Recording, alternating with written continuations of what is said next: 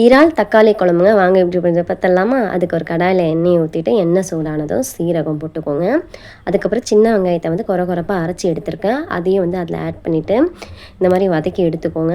அதுலேயே வந்துட்டு இஞ்சி பூண்டு பேஸ்ட்டை போட்டுக்கோங்க. தேவையான உப்பு போட்டு தக்காளி பழம் ஒரு 4 தக்காளி பழத்தை இந்த மாதிரி கொரப்பாக அரைச்சி எடுத்துருக்கேன். அதையும் ஊற்றிட்டு மஞ்சத்தூள், தனியாத்தூள், மிளகாய்த்தூள் போட்டுக்கோங்க. அதுக்கப்புறம் இதை நல்லா வதக்கிக்கோங்க. அதுக்கப்புறம் அதுலேயே வந்துட்டு கருவேப்பிலை போட்டுட்டு எவ்வளோ தேவையோ அந்த அளவுக்கு தண்ணியை ஊற்றிக்கோங்க. நல்லா கொதி வரணுங்க. அதுக்கப்புறம் இறாலை வந்துட்டு க்ளீன் பண்ணி எடுத்துருக்கேன். அதில் இருக்க நரம்பை எடுக்கிறது ரொம்ப பெரிய வேலையாக இருக்கும். அந்த நரம்பை நம்ம எடுத்து தான் ஆகணும். அப்படியே சாப்பிட முடியாது. க்ளீன் பண்ணி வச்ச இறாலையும் அதை போட்டுக்கோங்க.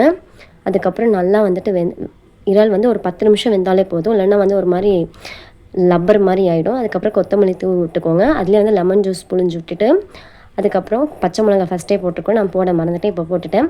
இந்த மாதிரி செஞ்சு சாப்பிட்டு பாருங்கள். டேஸ்ட் வந்து சூப்பராக இருக்குங்க.